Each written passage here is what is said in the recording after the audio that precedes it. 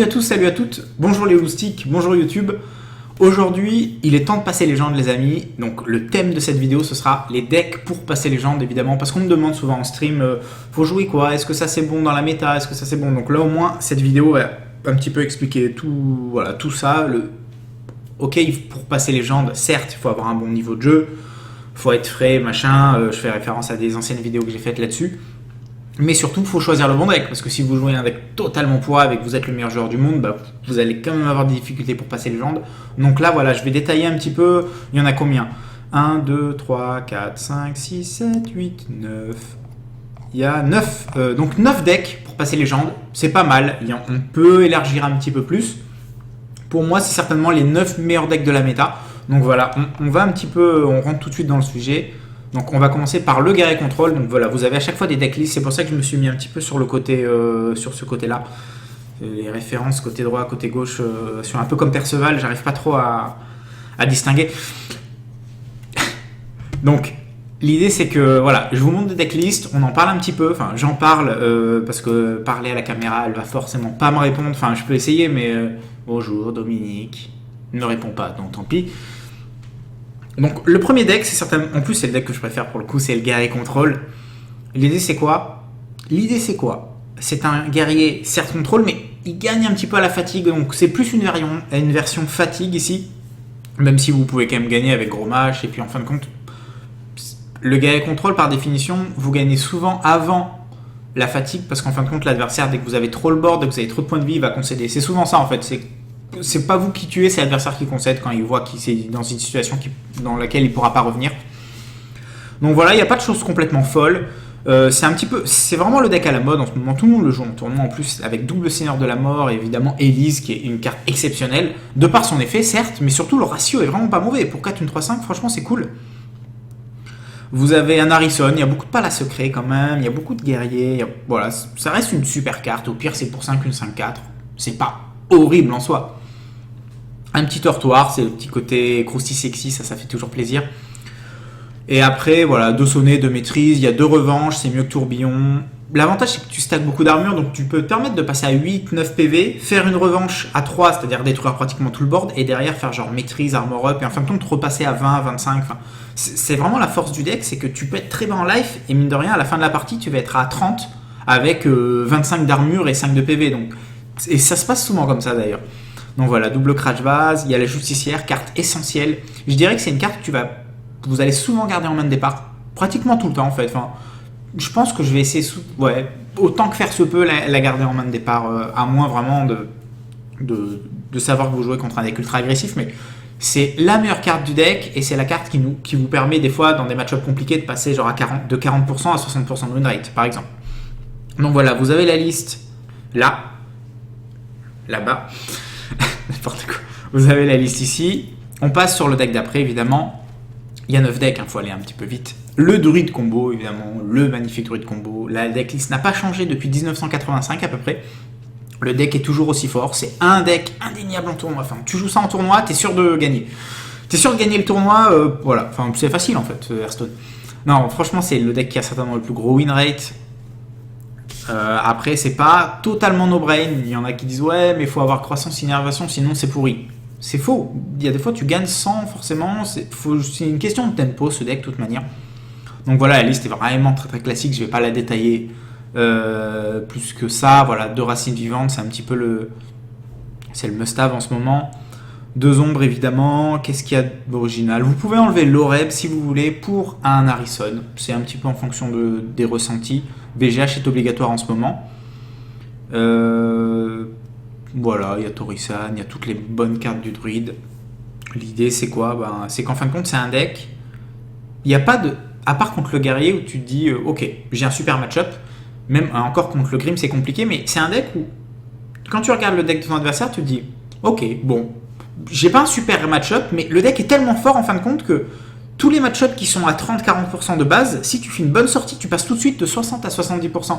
Et c'est ça qui est fou avec ce deck, c'est que il a beau pas avoir de très bons match-up, c'est certainement le meilleur deck de la méta. C'est ça qui est complètement fou. Donc voilà, vraiment, c'est le deuxième deck que je vous conseille. C'est voilà, Il n'y a pas d'échelle, pour le coup, il n'y a pas le guerrier est meilleur que le druide, c'est pas classé comme ça. Ça va être les 9 decks, je pense, à prendre si vous voulez passer légende. Vous pouvez passer légende avec d'autres decks, mais c'est certainement les meilleurs decks pour moi en tout cas. Là, on va aller sur le Zoo Giant. Mon voisin fait des travaux, c'est possible qu'à un moment ça fasse. Donc j'ai un petit peu peur, comme ça je suis dans l'angoisse constante. Enfin bref. Le Zoo Giant, on en a pas mal parlé. J'ai fait une vidéo dessus d'ailleurs pour l'expliquer un petit peu. C'est pareil, c'est un petit peu comme le druide, c'est un des meilleurs decks de la méta. C'est un des meilleurs decks, on peut le dire. C'est dans le top. Pour moi, c'est dans le top 3 des meilleurs decks de la méta.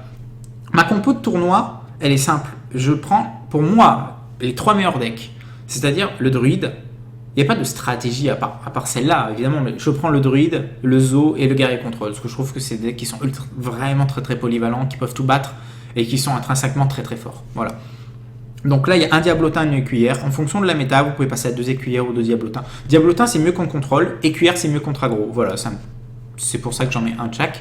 C'est un petit peu ce qui se fait en ce moment, pour le coup. 2 géants de mer, voilà, la carte est essentielle contre les matchs, contre les paladins secrets, contre les zoos, et puis même contre les decks contrôle. Contre le druide, tu fais un géant, s'il n'a pas son BGH, tu vas pouvoir trade 2 créatures. Enfin, la carte est beaucoup trop forte, par rapport aux gardes funestes en tout cas. Si vraiment on fait la distinction entre les deux, le géant de mer est beaucoup trop fort par rapport aux gardes funestes.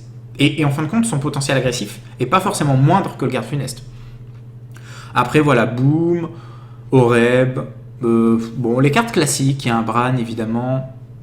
Le petit truc technique à savoir, c'est sur le placement des cartes. Évidemment, toujours placer les créatures les plus faibles au milieu et les créatures les plus fortes sur les extrémités. Pourquoi ? Parce que quand on fait un loup alpha ou un Argus, on a souvent envie de choper les petites créatures du milieu. Par exemple, le loup alpha ou le sergent grossier. Enfin bref, on a envie d'étayer un petit peu comme ça. Voilà, ça veut rien dire étayer comme ça, mais l'idée c'est ça. C'est comme quand on joue un déchiqueteur, on va le mettre au milieu des créatures parce qu'on sait que derrière il peut y avoir un loup alpha, c'est un petit peu la même chose. Voilà, on met les créatures les plus faibles au centre, les meilleures sur les extrémités. Ensuite, on arrive sur le paladin secret, donc là on est un petit peu plus dans le cancer, mais ça reste un très bon deck. Évidemment, c'est un super deck, enfin ça on peut pas le nier. Il y a plein de versions. Globalement, ça prend toujours les 25, 26 mêmes cartes.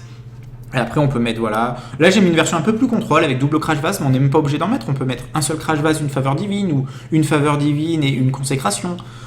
On n'est pas obligé de mettre championne, on peut mettre 2 béné consècres, on peut mettre 2 consècres, une béné. Enfin, vous pouvez faire un petit peu ce que vous voulez sur ce spot-là, cette championne, la béné. Le crash vase, vous pouvez l'enlever. Après, le reste, vous laissez. Le chouette, c'est pas mal dans la méta. En fin de compte, c'est très très fort. Donc, je pense que c'est bien de jouer une chouette. Et sinon, voilà, il y a une seule rédemption, évidemment. Le deck, un seul esprit combatif.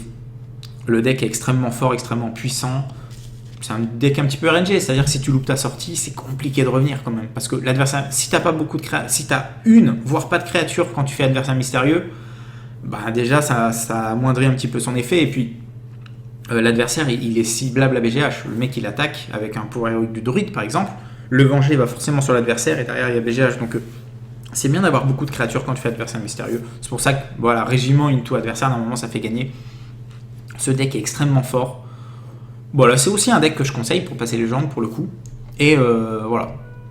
C'est vrai que des fois, c'est un petit peu énervant de jouer contre des paladins secrets. Donc, on peut avoir une certaine réticence à le jouer, mais il n'est pas forcément pas agréable, pour le coup. Et donc voilà, c'est un deck que j'aime bien de temps en temps. Voilà, je fais une petite partie ou deux avec le paladin secret, mais je préfère quand même jouer des decks contrôle, pour le coup. D'ailleurs, on en parle, des decks contrôle. Bim, le Reno Combo. Reno Combo magnifique. C'est certainement un de mes decks préférés avec le guerrier contrôle. Donc là, c'est vraiment la version avec la combo Leroy Jenkins, manipulateur sans visage. Et il est où ? Et la puissance accablante. C'est une combo qui met 20 dégâts. Évidemment, la combo coûte 11 mana. Donc, pour la jouer, il faut être sous un coup de Torisan. Mais le Torisan doit choper une des 3. Pas forcément les trois en même temps. Si ça chope une sur les 3 cartes, une carte sur les 3, on peut faire la combo à 10 mana, donc c'est parfait. C'est une version avec Alexstrasza, parce qu'en fin de compte, on joue une combo qui met 20, on a plutôt envie de faire Alexstrasza plutôt que Jaraxxus, parce qu'on joue qu'un seul taunt en plus, donc les 6-6, si on joue qu'un seul Argus, ont moins de sens. Après, il faut jouer Protectrice, c'est des versions différentes après. Mais cette version-là, voilà, version assez classique, avec un limon dedans, parce qu'il y a beaucoup d'armes quand même dans la méta. Croc Zombie, évidemment. Là, est-ce qu'on peut détailler ? Cette liste, elle existe depuis 1000 ans, elle n'a pas trop changé. Des fois, il n'y a pas de géant de lave, des fois, il y en a, ça dépend. Mais après, c'est vraiment ultra classique. On ne peut pas faire plus classique que que la version... voilà, c'est soit Jaraxxus, soit Alexstrasza, soit Géant de Lave, soit pas Géant de Lave pour le coup, et d'autres cartes, par exemple un Prophète. Ou... Là, on a mis Prophète, mais on peut jouer pour 4, la 3-5 qui heal de 4 tous les joueurs, par exemple. Enfin, ce genre de cartes. On peut rajouter de l'early game. Donc voilà, je vous remonte la liste. Hop, hop, hop, hop, hop, hop. Extrêmement puissant, extrêmement amusant en plus, hein, parce que toutes les sorties ne sont jamais pareilles, parce que évidemment vous avez les cartes en une fois, donc ça c'est plutôt cool. Ah, le Prêtre Dragon, magnifique. On le voit de plus en plus en tournoi en ce moment. Unid a fait pas mal de perfs sympas avec, et le deck est très très fort, et même à l'inter, les joueurs le jouent de plus en plus. Voilà, il y a plein de listes possibles. Pour le coup, c'est un deck où il existe, je dirais, entre 10 et 15 listes différentes. Toutes les listes sont plus ou moins bonnes, hein. Après voilà, tu es obligé de mettre dans tous les cas les dragons, les cartes de dragon, et après tu mets un petit peu comme tu veux. Tu peux mettre 2 prêtresses, pas de Sylvanas, tu peux mettre un mot de l'ombre enfin un mot de l'ombre mort et 2 mots de l'ombre douleur, c'est un peu comme tu le sens. Donc voilà, la liste est... L'ossature en tout cas est classique. Voilà, l'idée c'est ça, c'est de jouer une ossature classique. Un ensevelir, tu peux en mettre 2. Nova, tu peux en mettre 2, tu peux mettre qu'une bombe de lumière, mais c'est compliqué quand même d'enlever bombe de lumière. Boom, tu peux l'enlever, tu peux mettre par exemple un deuxième ensevelir à la place. Là, il y a plein de changements à faire, c'est un peu comme vous ressentez le deck. Je dirais que ça, c'est la version un peu classique. Il y a Bran. Bran, pareil, vous n'êtes pas obligé de le jouer si vous voulez, mais c'est plutôt fort quand même. Il y a beaucoup de cartes cri de guerre, donc c'est extrêmement fort, je trouve. Donc voilà, ça c'est un très bon deck. C'est pas très compliqué à le jouer, en plus pas trop dragon, malgré que ce soit prêtre, qui est une classe très difficile, certainement la plus dure. Et paradoxalement, le prêtre dragon est un des decks les plus faciles à jouer de la méta. Donc voilà, je vous le conseille, pour le coup, vous allez passer légende... Enfin, facilement, mais vous pouvez passer légende avec, ça c'est certain.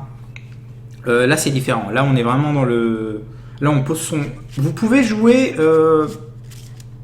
qu'avec le front en fait, vous mettez hop, bim, votre front comme ça sur le clavier, normalement ça marche quand même. Vous pouvez passer légende avec le front, avec le coude, avec le nez, vous pouvez faire d'autres choses. Vous faites votre barbecue, vous mettez Shaman Face, bim, vous cliquez, enfin, vous pouvez tout faire avec, parce que ce deck c'est un peu no-brain. Il est technique parce que des fois il y a des piles un peu tricky, mais dans l'ensemble, voilà, tu full face, évite de trade, et normalement, allez, 3-4 minutes, tu passes légende avec ça. À peu près, non, franchement, Purple m'a dit une fois, et je le crois évidemment, c'est Purple, le Shaman Face est le deck le plus compliqué à jouer de la méta. Je le crois pas. Non, si en plus je le crois, parce que c'est un deck que j'adore, et c'est vrai qu'il est très difficile Enfin, il y a des plays qui sont extrêmement compliqués, parce qu'en fin de compte, un deck qui, tour 1, tour 2 et tour 3, a déjà 3-4 plays à chaque fois, forcément ça crée de la difficulté. La plupart des decks n'ont pas ça pour le coup. Donc voilà, ça c'est une liste vraiment classique, une seule destruction élémentaire, un seul Orion de terre, et après il y a toutes les cartes en 2 fois. Il y a un jongleur de flamme, vous pouvez mettre un jongleur de couteau s'il vous plaît. S'il vous plaît, jongleur de flamme. Non, si vous voulez, jongleur de flamme ou jongleur de couteau. Je préfère jongleur de flamme, au moins tu es sûr de mettre ton dégât. Jongleur de couteau, des fois il faut avoir des créatures. T'as pas forcément des millions de créatures dans ce deck. Donc voilà, c'est un deck très fort, les games sont assez rapides, tu tues tour 6, tour 7, ce qui n'est pas le cas avec les autres decks. Et en plus, il est très puissant. Et avec le format standard, il va perdre que crépitement. Donc ça, déjà, c'est plutôt cool. Mage Freeze, on passe d'un extrême à l'autre. Mage Freeze, deck ultra contrôle. Il y a 2 listes, en gros. Il y a soit la liste un petit peu avec Antonidas, avec Choc de Flamme, un peu contrôle, je dirais. Et la liste avec les torches, qui est un petit peu plus basée sur le blast. Moi, je préfère jouer une version classique. Mais c'est vrai qu'il y a pas mal de pros qui s'attarde à dire que la version torche est peut-être meilleure, en tout cas a plus de bons match-up. Contre le druide par exemple, elle se défend mieux, alors que ça contre le druide c'est un peu compliqué. Mais voilà, ça reste un super deck dans la méta. Pourquoi ? Parce qu'en fait ça perd que contre Guerrier Control, contre Zo, contre Palace Secret, contre tous les decks un peu agressifs, ça va les battre. Et c'est ça que tu veux, c'est que tu veux battre. En fait, tu veux battre la méta quand tu joues un deck, quand tu veux passer légende. Tu veux battre le globalité de la méta, et la globalité, c'est quand même du Palace Secret, des decks un petit peu aggro. Donc ça reste un super deck.